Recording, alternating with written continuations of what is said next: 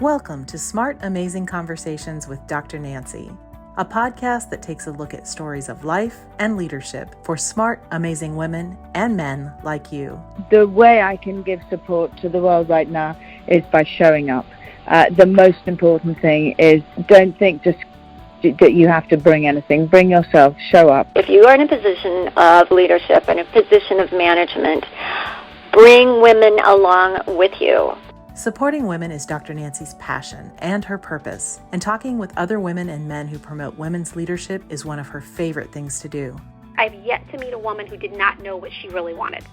She was just either afraid to ask the questions or she was afraid of what the answers meant. Their stories connect us and help us understand that the possibilities are endless if we support each other and lift other women up. Trust is created by persistent identity. I show up in my conversations. I build relationships. I show up as myself time and time and time again. And trust is built. It's one conversation at a time. Today's guest is Tracy Evans-Land. Evans-Land is a 3-time Olympian and national champion in freestyle skiing. She is renowned for breaking barriers as the first aerial skier to land both a double twisting triple somersault and a triple twisting double somersault. Off the slopes, she is the visionary founder of Kids Play International, a nonprofit promoting gender equity through sport in post-conflict countries like Rwanda and Cambodia. Evans-Land is also the founder of AthleteSource CASTING, a niche casting agency connecting elite and everyday athletes to media opportunities. Her groundbreaking work in and beyond sport has earned her global recognition from the International Olympic Committee and numerous humanitarian and leadership awards. Now, here's Dr. Nancy and her guest, Tracy Evans-Land.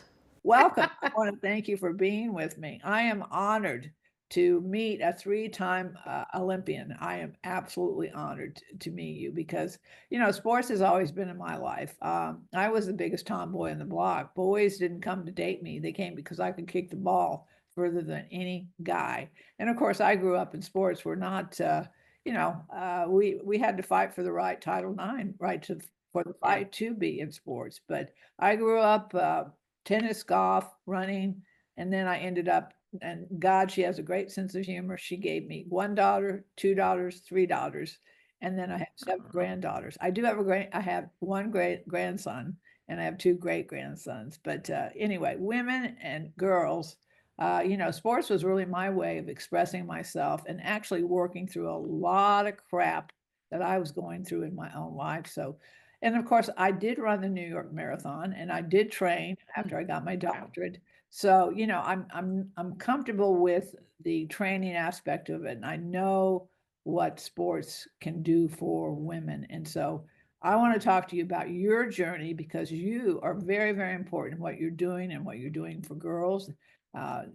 Kids Play International. Kids Play is a wonderful organization. But you know what's really important, Tracy, is for me to talk to you about where you came from.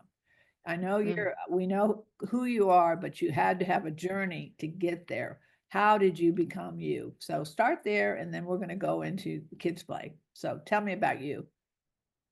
Yeah, well, first off, thank you as well for all that you're doing in your part and, promoting girls and through sport and just lifting women up as well, because it takes everybody, men included. So yeah, it's just really, I'm excited to chat with you today as well. So thank you. So gosh, I feel honestly very, very fortunate to have grown up in the family that I did. I have an older brother and mom and dad. And my parents really, there was not something that my brother did that I couldn't do. It just was ingrained in us that we were the same.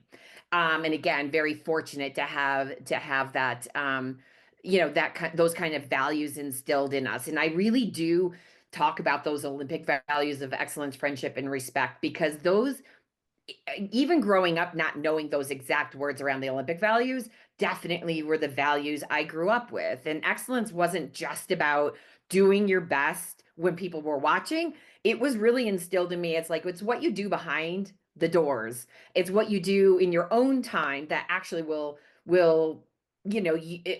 will allow you to succeed further than most. And we were, we grew up in a very rural Western New York town of Hornell, New York, and so there wasn't a whole lot of diversity, to be honest. But my parents really, we traveled a lot as a family, so we were exposed to a lot of different cultures and people, and travel was just in our blood. All of us still is. And so I think we're very fortunate in that sense to really at least be exposed to different cultures growing up.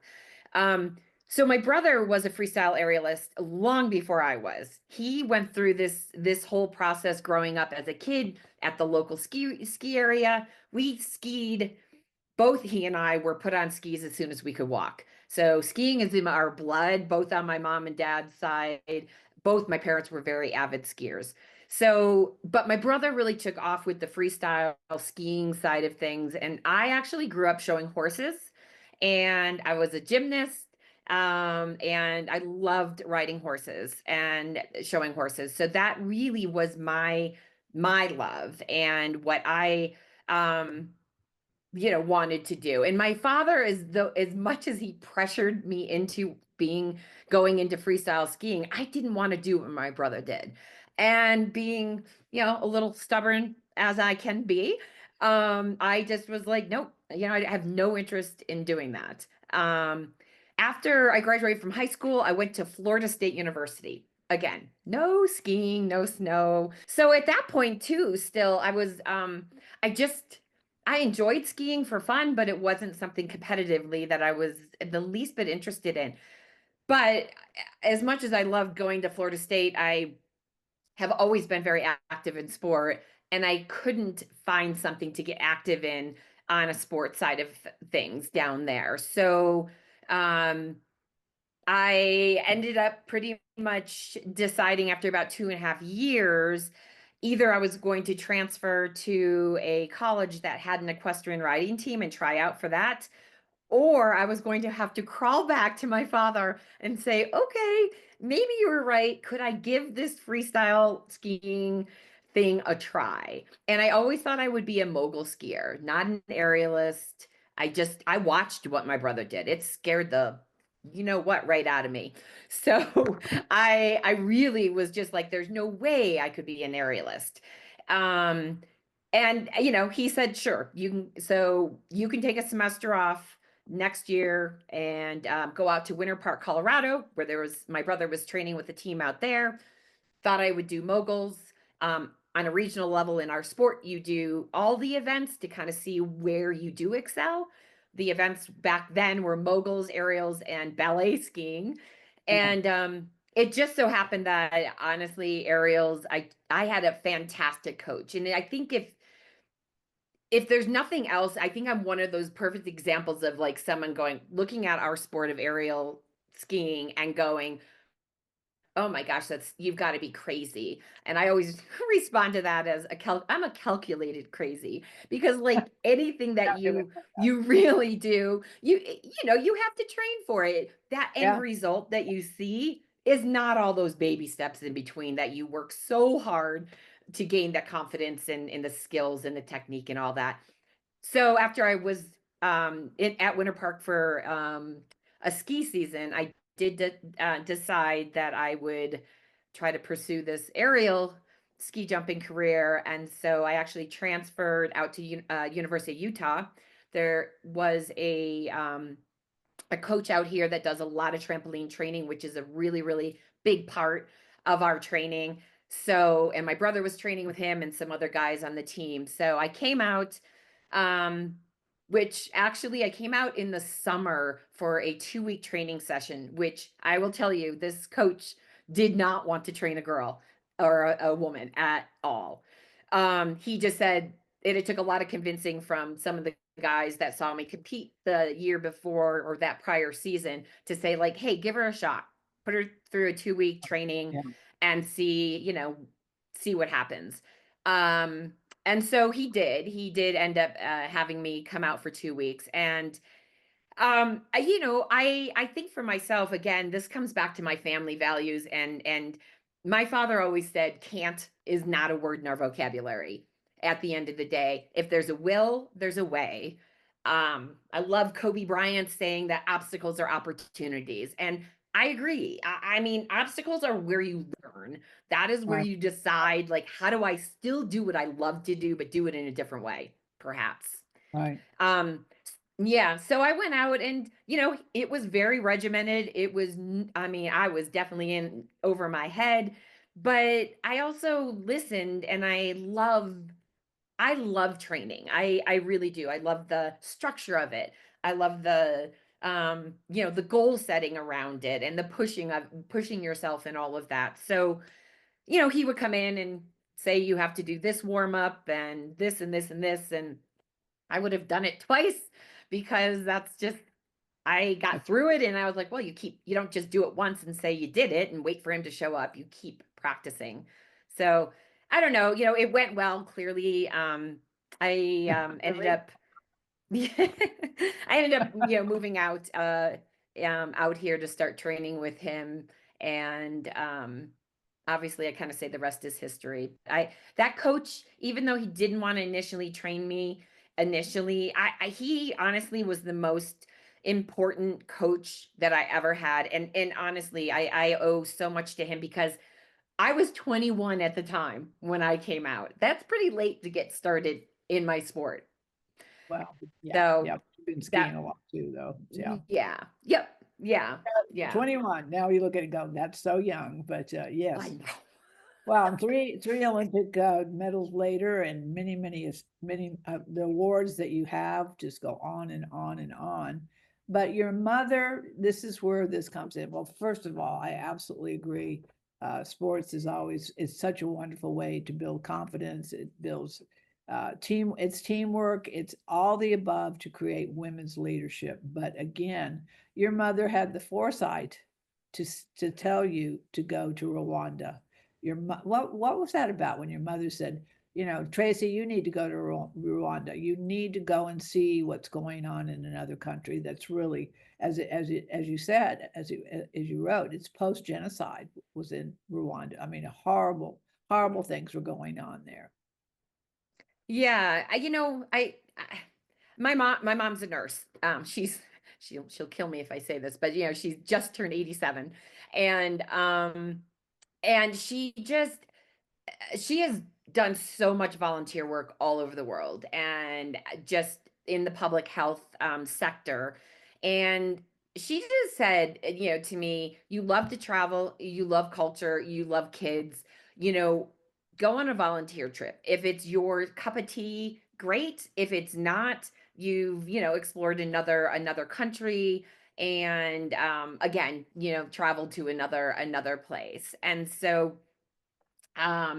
I going to Rwanda, it's hard enough. I always love reading about countries.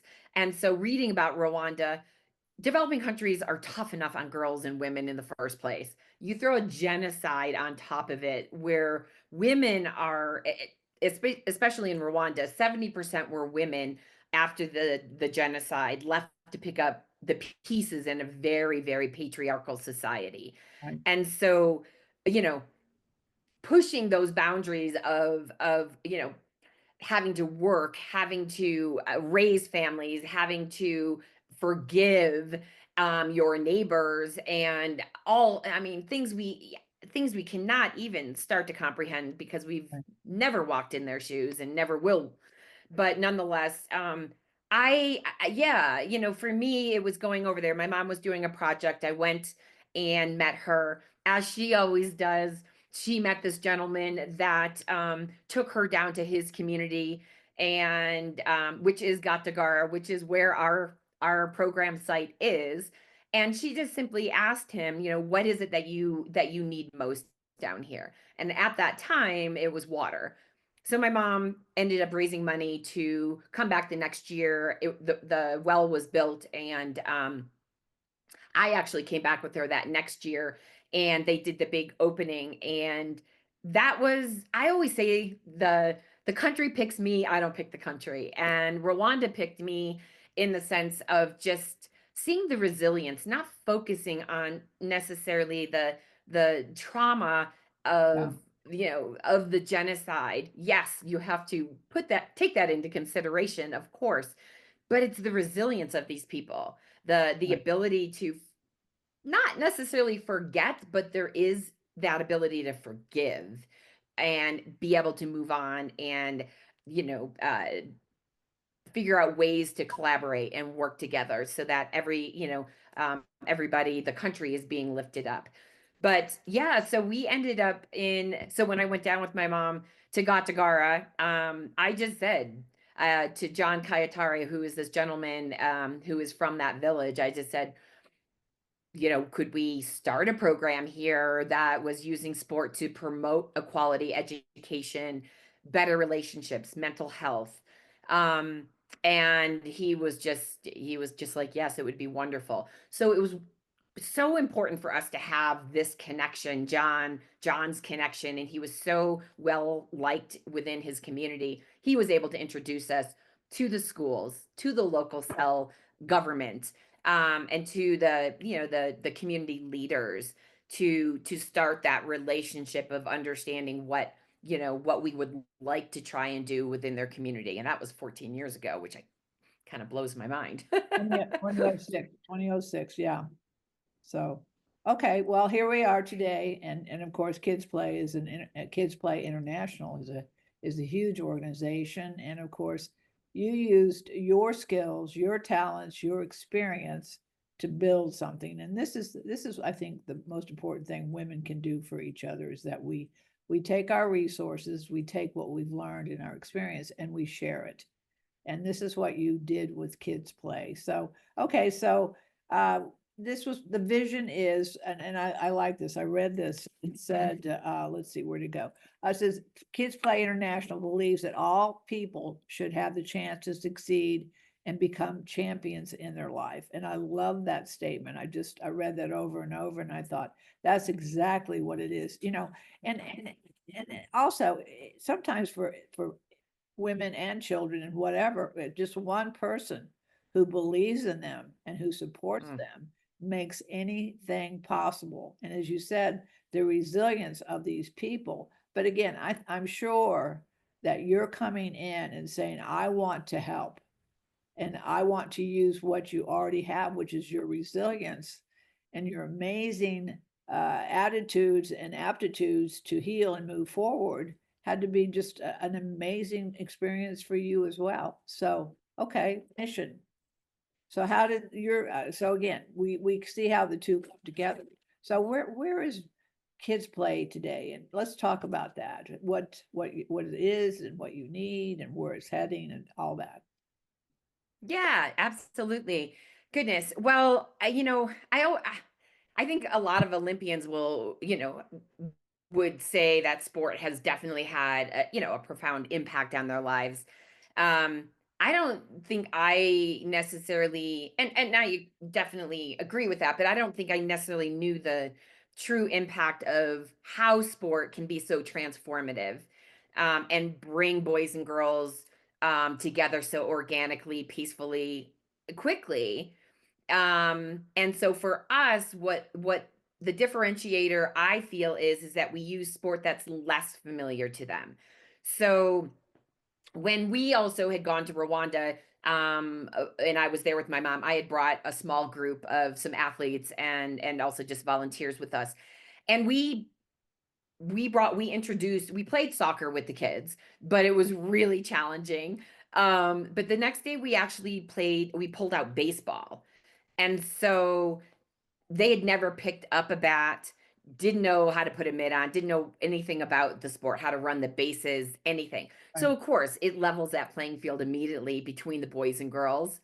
And it was such an amazing shift in interaction from the day before, where the girls just stood there and the boys played aggressively around them. Today, on that day, the girls and boys were talking to each other so just naturally. They were laughing, they were helping each other hold the bat. So it's just, I think, those things that you said around how sport really does build those soft skills of critical thinking, teamwork, communication, leadership, all those things. But when you're working with developing countries where they don't have these opportunities. They don't have after school programs. Being able to come in as kids play and create a after school program that happens every day, Monday through Thursday, basically, after school on a regular basis over, kids enter our program at age 7. They don't graduate, so to speak, until they're out of high school, which is around 18. So they have a long time to be in our program and really think about how do you shift the way you think, you act, and believe around around the interactions and really the capabilities and contributions of a girl, because they're so segregated, boys and girls in these rural villages, especially with what they're doing, and so they just don't interact with one another. I've been to several countries, yes, but so again, they all started to work the team aspect, which is so very, very important in life. We have to learn about teamwork. And so this teamwork was extremely important to all these children and these, okay. So again, the stepping stone. Okay. Bring us fast forward. I know we've only got 30 minutes to do all this, which is crazy to talk about something very important, but we're not done. We never are done with anybody. The first time you talk to me, it's not going to be the last time. So okay, fast forward. Here we are. Okay. 20. Yep. So we have 3 core programs in our organization. It's our Let's Play Fair program, which is a mixed gender program that happens 4 days a week after school. We have an All Girls United program, which really allows us to delve deeper into those women's topics of menstrual hygiene management, sexual and reproductive health, gender-based violence, positive parenting, things like that. And that happens monthly, and we've got 3 camps a year as well for the girls. And then we have every Sunday, we have a Play Fair Community Day. That allows the kids in our Let's Play Fair program to take a leadership position and share that lesson of the week within our curriculum to kids that are not in our program every day, and also to adults. Everybody's welcome, parents and any community members and their kids. So it really allows us that ability to impact more people and to share our sport intervention and lesson learning through sport by having a Play Fair Community Day that really, like I said, allows us to expand our reach of our program. So really it's a win-win, not only for the kids, but the parents and also the community to learn these important life skills. But again, bringing everyone together to and I've been to several many third world countries, and when something positive happens, which I really have found just to be so amazing, everyone shares in that success. Everyone feels better and grows from that success. That's not true in the United States so much, but in these third world countries. And this, I think, is the most important thing, is that they're lifting each other up. You begin by lifting them up by being there and starting the program, but then they begin to lift each other up. And the awards that they get from that, the whole community is successful.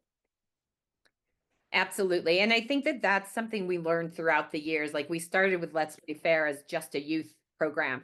We realized that girls need more time, to be able to delve into some of these deeper women's topics and issues. And so we added that All Girls United program. We also found out, because part of our Let's Play Fair program is sharing at the end of our program applied lesson learning homework, so to speak. So we always send them out with something to try to practice from the lesson. So it's not just, talking to them about it, but it's really actionable. And give me an example of that lesson learned that they're going to take out. Give one that we can all learn. We can all learn from. Yeah. So one of our Play Fair values is respect, and it's getting to it's the actionable actions around it is ask first, know someone's story, and create equal rules. So say it's knowing someone's story. So really what we would do at the end of that curriculum is say to the kids, find one person that you at school that you do not know, that is not a friend of yours, and walk up to them and ask them one question about themselves. What, even if it's, we've got kids that are 7 and then you've got 18. So one thing about our curriculum is it gets more complex as you go through it. So a 7-year-old, we might ask actually just to maybe observe, actions or interactions. But as you get older, we would ask them, like I just said, ask somebody to share something about themselves. Even if it's just, what is your favorite subject? What is it that you like to do? What's your favorite sport? But, as you go out, that gives you confidence to speak up, to use your voice, to be able to learn something about someone else, to see how that makes somebody feel when you actually ask them about themselves.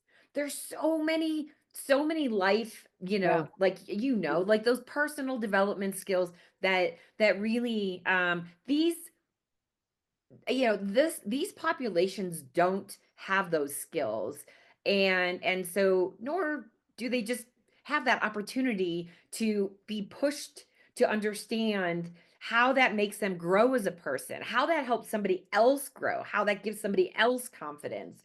So it really is, such an amazing, like you said, pay it forward kind of action. Well, your program has been around for a while, so you've had people, boys and girls, go through your programs, and communities have these programs for some period of time. What are some of the outcomes? I mean, tell me about some of the students that went through it, and what they're doing today. Because you can look in our country, especially in corporations and businesses and places, that many times that especially women who've been in sports programs and worked in team and had team aspects in their life are great leaders. They're great communicators. They're great collaborators. They're great at partnering and developing those relationships that are key to a successful business. So today, where are some of your alumni, your students that went through the program, and give me an example of somebody that definitely it was created a success in their lives as far as their own leadership, especially a girl. Absolutely. Yeah. So I would say Honorine, it was a gal who started our program at age 7, and she got constantly kicked out of school. She was a troublemaker. She just had no respect for teachers or parents, other kids, and was enrolled in our program. The way kids enroll in our program are honestly through our partner schools and collaborating with the headmasters, so they're the ones that really are helping us identify. We're not picking them.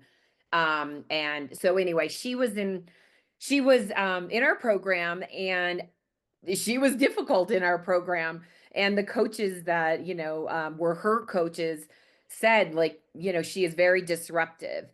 But one of the things that we've learned through trauma and mental health is that really the most disruptive kids usually need the most help. And they're not being disruptive because they're bad kids. They're being disruptive because life is hard. And you have to remember, every one of our kids has trauma, whether it's direct or indirect because of the genocide.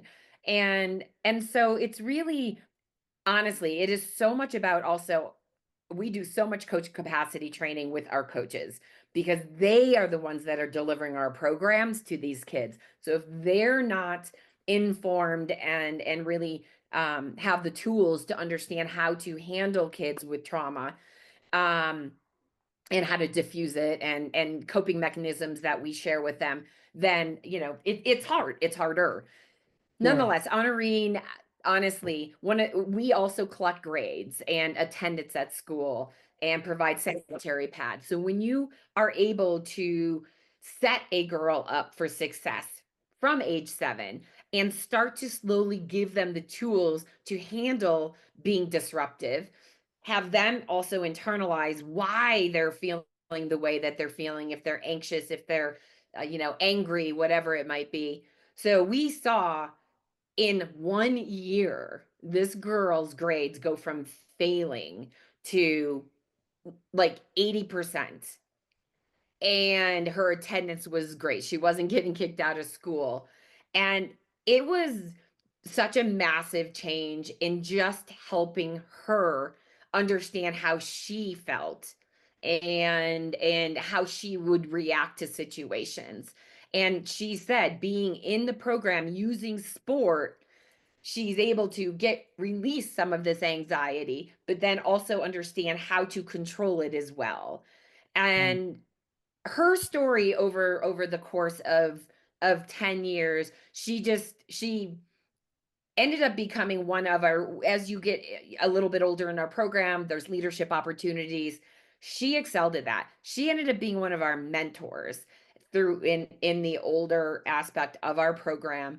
And then we also, as she graduated out, she ended up coming back and being a junior coach initially, raise it, so that she could earn some money, as we also tried to help her figure out, what do you want to do? Do you want to go to university? Do you want to go to a trade school? What is it that, you would like to do? This is a stepping stone. This is what we've done in our program, is becoming a coach sometimes allows these kids to not only pay it forward and pay it back as a mentor and a great coach to other kids, but allows them to kind of figure out what do they want to also go on and do in life.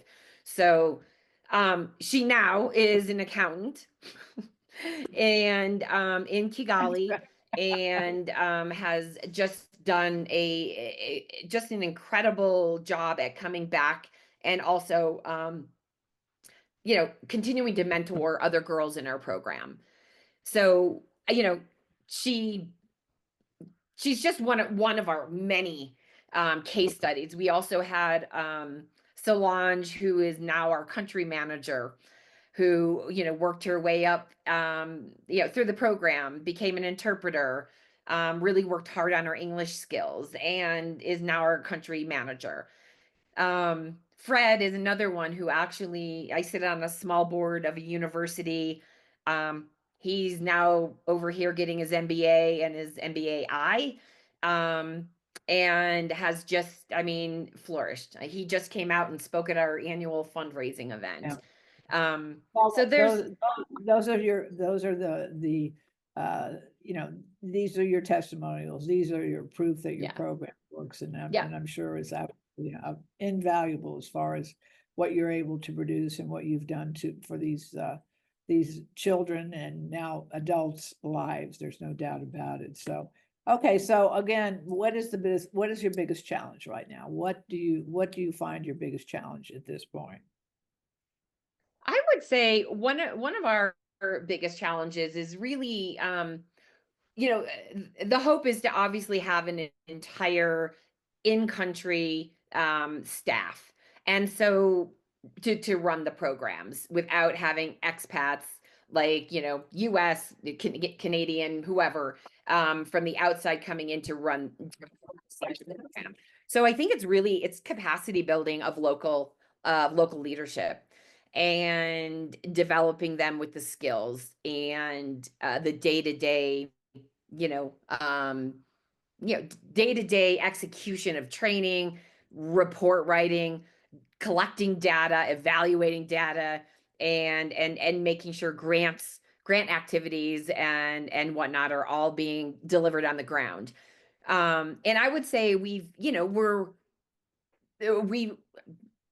at least 75% of our and more in Rwanda, it's about 90% of our staff really is all local staff right now, and Cambodia is about 75%.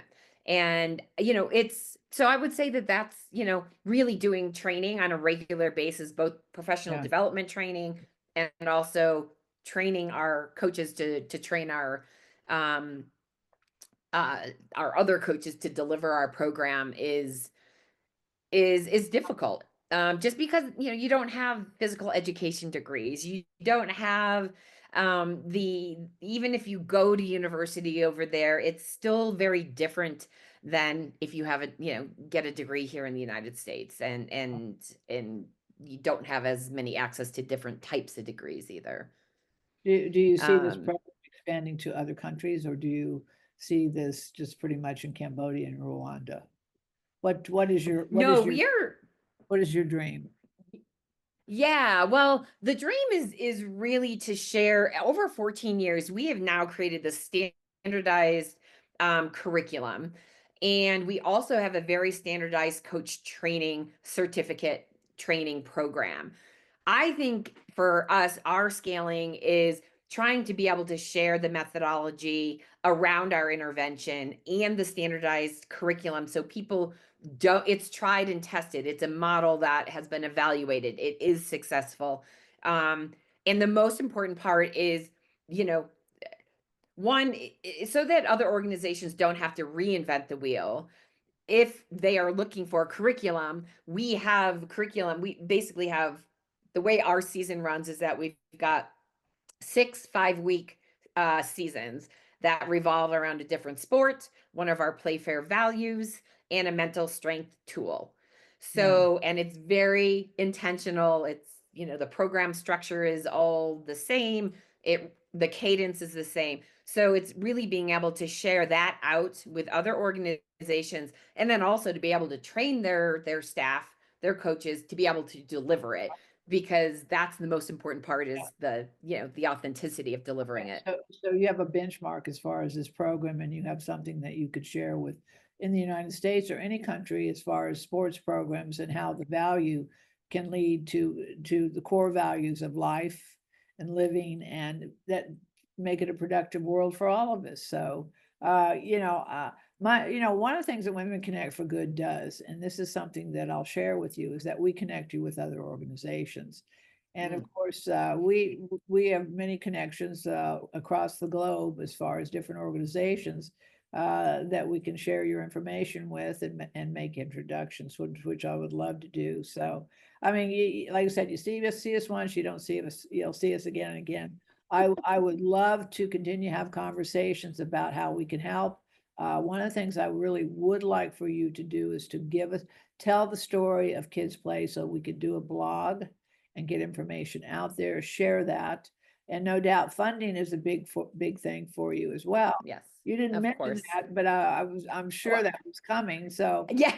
Again, what kind of 100%. funding you all are looking at would be something we could share as well. But I'm thinking of different organizations to introduce you all to, Tracy. That would be helpful. But it's like I said, I believe in this. I believe in it personally, because it's by the way, I have an equestrian center in Southern California, and I do ride and I do show. I breed, I ride, and I drive Arabians and half Arabians. So you had me at hello when you said horses and horses. Well, oh my gosh, I would love to come see them. You have to come and see. You have to come and see me and see my horses. My show horses are actually in Arizona. They're in Scottsdale, so I'm going to head out there for a show out there pretty soon. And then, of course, our season has started. And but I have a half Frisian, half country baby here. She's huge. She's absolutely huge. But my love is going out every day, and no matter what my mood is, if it's a rotten, crappy mood, I can go out and spend time with my horses, and they've saved me over and over again. So Amen to that. I hear you. You and I have more in common than you can possibly know. But I just congratulate you on what you're doing. But for now, how do people reach you about how they can become involved, how they can help with funding, and what they need to do to get to know you in this program more? So where do they go? What do they do? Yeah, the best place to go is our website at www.kidsplayintl.org. And you can find my contact there. You can email me at info@kidsplayintl.org as well. But on there, so we do volunteer trips. We have a volunteer trip every year to Rwanda in June, and Cambodia usually September or October. We bring athletes, professional athletes, Olympians, families, kids, high school. I mean, anybody and everybody that is, more than welcome to come on our trip. To really, it's a very engaging volunteer trip, and it's a lot of fun. We celebrate Olympic Day in June when we're in Rwanda every year. And we also have I think, a very tangible program called, it's our sponsor a player program. And for just $300 a year or $25 a month, you can actually sponsor one of our players, and it covers their enrollment in our program, which includes, uniform and snack and all that, those kinds of things, covers all their school costs. School is not free in these countries. I know they say it is, but it is simply not. And we also have, everything has to be paid for. Everything. It does. And then we also have free access to mental health services and free counseling services. And then we do family food distributions to all of our families to make sure that they have at least one meal a day to put, and we say a meal in regard to a bowl of rice, bowl of beans, to put on the table for their kids. So it covers a lot for just $300 a year. So that is definitely a big program that we try to get, all of our kids, which is just about 500 kids, sponsored. Just an easy way, not too expensive. And it doesn't, if you can't sponsor one kid, you can always make any kind of donation. It still helps, whether, like I said, that's for medical insurance or the food distribution. It goes still toward part of what sponsors a player. And that $300 can produce the most amazing human being that you could possibly think of in the long term, which helps us all. If one of us needs something in this world, then if somebody else can give it to them, we all benefit. Everything I've ever given in my life comes back to me threefold. It always has. Yeah. So I congratulate you, Tracy. This is an amazing program. You also have a casting company. You're a multi-talented. We can't even get into your casting aspect. All good. Yeah, actually did an Apple commercial here with two athletes, which was really kind of funny. They were with horses; they were even funnier. But anyway, it's so great. With mine, we do some commercials out here too. Okay. But you're just going to have to come to Southern California Equestrian Center. Look us up. We would love to have you. We've got a dressage coming up the end of this month. Maybe watch that. But anyway, I think we've got a lot in common, and I think there's some things that we can help each other with. But like I said, sports has really saved my life, and horses have definitely saved my life, and this program saving lots and lots of children's life as well. So thank you for all you do. It's been delightful talking to you. My next podcast, by the way, is with the Women's Sports Foundation. I'm going to be talking to Jean Taj and Danette Leighton about the World Sports Foundation, the Women's Sports Foundation, which, of course, we're these federally aided organizations are really struggling right now. So we're going to be talking about what they need, what they can do, because without sports, I think we would all be in trouble. I know. I agree. But amen, sister. Thank you so much. Amen. Have a great day, and we will be in touch, and we will reach out, and we will continue to help you how we can. Thank you, Dr. Nancy. I really appreciate everything that you're doing, and thank you for the opportunity. Thank you. You have a great day. Have a great day. Thank you. Bye-bye. If you enjoy these smart, amazing conversations, please subscribe, rate, and review them on Apple Podcasts, Spotify, Amazon, or wherever you listen to your favorite podcasts. And read and enjoy more amazing stories in my books, In This Together, How Successful Women Support Each Other in Work and Life, and Leading Women, 20 Influential Women Share Their Secrets to Leadership, Business, and Life. Thank you for listening.